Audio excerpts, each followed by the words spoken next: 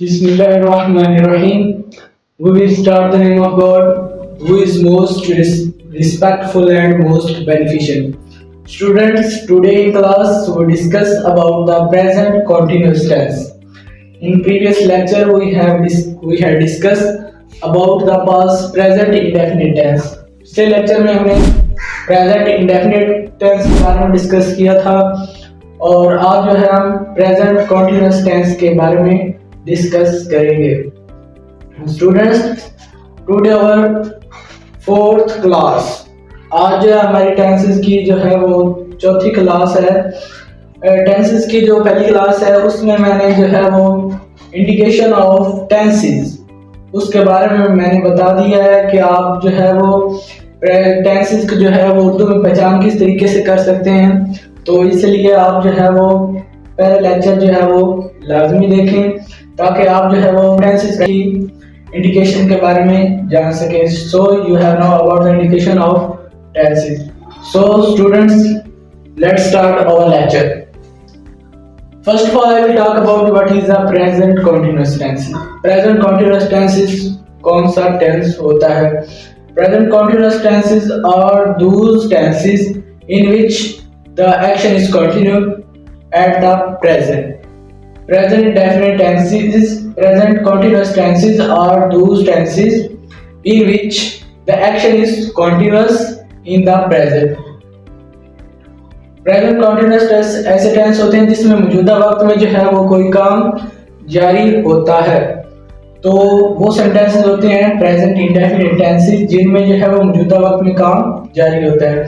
Urdu sentences में इनकी पहचान वो कुछ इस तरीके से है कि उर्दू सेंटेंसेस क्या पर रहा है, रही है और रहे वगैरह का इस्तेमाल होता है. अगर उर्दू सेंटेंस के आखिर पर रहा है, रही है, रहे वगैरह आए तो वो टेंस कौन सा होगा? Present continuous tenses. That is simple indication of present continuous tenses. जैसे कि मैं कहता हूं I am reading the book. मैं किताब पढ़ रहा हूं. जैसे कि मैं कहता हूं ही इज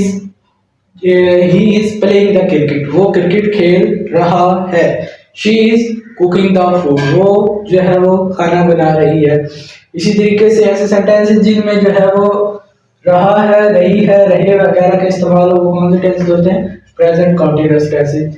इनके लिए जो स्ट्रक्चर हम फॉलो करते हैं वो कुछ इस तरीके से है कि पॉजिटिव सेंटेंसेस के लिए जो है वो हम स्ट्रक्चर फॉलो करते हैं. First of all subject and then is, am, are. इनमें से कोई एक जो है वो हेल्पिंग वर्ब हमने इस्तेमाल करना है in the sentence. And then ING form of verb. Verb के साथ जो है आईएनजी का एडिशन करना है एंड देन अदर वर्ब. और इसी के लिए इसी को नेगेटिव बनाने के लिए हम जो है वो स्ट्रक्चर फॉलो करते हैं. First of all subject and then same is, am, are and then not का एडिशन करना है. पॉजिटिव सेंटेंसेस की स्ट्रक्चर में जो हम नॉट का इस्तेमाल नहीं करते और नेगेटिव सेंटेंसेस में जो हम नॉट का इस्तेमाल करते हैं. और then ING form and then other word. इसी तरीके से अगर मैं इसी स्ट्रक्चर को इंटरोगेटिव सेंटेंसेस की स्ट्रक्चर में जो है वो कन्वर्ट करना यानी सवालिया स्ट्रक्चर में यानी कोई सवाल करने में. जैसे कि मैं कहता हूँ ना, क्या वो खेल रहा है, क्या वो आ रहा है, क्या वो स्कूल जा रहा है. इस तरीके के जो सेंटेंसेस होते हैं वो इंटरोगेटिव सेंटेंसेस होते हैं. इसके लिए हम क्या करते हैं कि जो हमारे हेल्पिंग वर्ब जो है नॉट से पहले इस्तेमाल हुए हैं इनमें से कोई सेंटेंस में कोई एक जो है वो हेल्पिंग वर्ब हमने इस्तेमाल करना है. वो जो है हमने इनको सेंटेंस के स्टार्ट में जो है शिफ्ट कर देना है and then other structure will be same.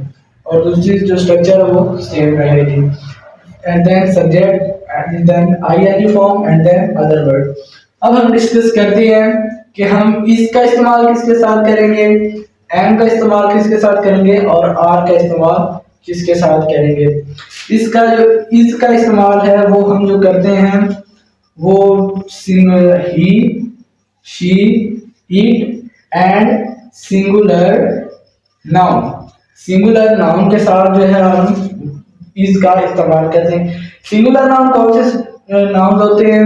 जैसा कि मैं कहता हूँ अली, अहमद, इस तरह बाय द नेम, जो बाय द नेम होते हैं उनको जो हम कहते हैं सिंगुलर नाउन, और सिंगुलर नाउन भी अपने साथ इज लेते हैं। जैसे कि ही जो है अली, अली एक सिंगल पर्सन है तो ये अपने साथ क्या लगेगा is. Ali is reading the book, Ali किताबें पढ़ रहा है तो ये अपने साथ क्या लगेगा इज। इसी तरीके से ही के साथ भी इसका इस्तेमाल होगा, शी के साथ भी और इट के साथ भी इसका इस्तेमाल होगा। और जो है एम का इस्तेमाल, एम का जो इस्तेमाल हम करते हैं वो आई के साथ, ओनली आई, सिर्फ आई के साथ ही जो है एम का इस्तेमाल होता है। जैसा कि मैं कहता हूँ ना, आई एम अपलोडिंग लेक्चर, मैं जो है वीडियो बना रहा हूँ, I am making the video. इस तरीके से आई जो है अपने साथ हमेशा एम लेता है, helping verb, as a helping verb. और आर जो है, आर इस्तेमाल होता है you, we, they and plural noun. Plural nouns जो होते हैं उनके साथ भी हम आर का इस्तेमाल करते हैं। इसी तरीके से प्लूरल नाउन कौन से होते हैं, जिस तरीके से सिंगुलर नाउन थे वाहिद नाउन, और इस प्लूरल नाउन कौन से होंगे जो जमा नहीं होते हैं। जैसा कि मैं कहता हूँ ना अली एंड अस्मा, इसी तरीके से लाहौर एंड कराची, ये दो जो है वो सिंगुलर थे लेकिन मिलकर एक कंबाइन हो गए तो ये सेंस देंगे प्लूरल जो है नाउन का। तो प्लूरल नाउन के साथ भी हम आर का इस्तेमाल करते हैं। इसी तरीके से now discuss the example of present continuous tense. There is first example is, वो कंप्यूटर इस्तेमाल कर रहा है। इसमें जो है वो कोई काम कॉन्टिन्यूस है, यानी मौजूदा वक्त में कोई काम हो रहा है, यानी वो कंप्यूटर इस्तेमाल कर रहा है मौजूदा वक्त में, जो है वो कोई अभी जो है वो कंप्यूटर कॉन्टिन्यूसली जो है वो इस्तेमाल कर रहा है। तो ये कौन सा सेंटेंस है, present continuous tense. Now we try to translate that sentence into English sentences. First of all, we will indication in that sentence what is our subject, verb and object. There is our subject is वो is subject and then verb is use इस्तेमाल करना and then other verb is word is computer। अब हम जो है वो जो structure मैंने आपको पहले राइट करा उनको फॉलो करते हुए जो है इसको इंग्लिश में ट्रांसलेट करते हैं। फर्स्ट ऑफ ऑल सब्जेक्ट क्या हमारा ही, वो ही, एंड देन इसके साथ हेल्पिंग वर्ब कौन सा इस्तेमाल होगा is, he is, and then जो है हमारा वर्ब क्या है इस्तेमाल करना, यूजिंग। यूज की आईएनजी फॉर्म होती है यूजिंग।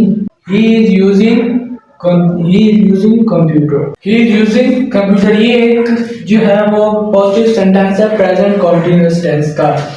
अब अगर हमने इसी सेंटेंस को जो है वो नेगेटिव सेंटेंस में कन्वर्ट करना है तो मैं कहूँगा वो कंप्यूटर इस्तेमाल नहीं कर रहा है, यानी मौजूदा वक्त में जो है वो काम कंटीन्यूअसली जो है वो नहीं हो रहा है। तो इसी को अगर मैंने नेगेटिव सेंटेंस में कन्वर्ट करना है तो सिर्फ जो है वो हेल्पिंग वर्ब के बाद जो है वो नॉट का एडिशन करूँगा and then other sentence will be same.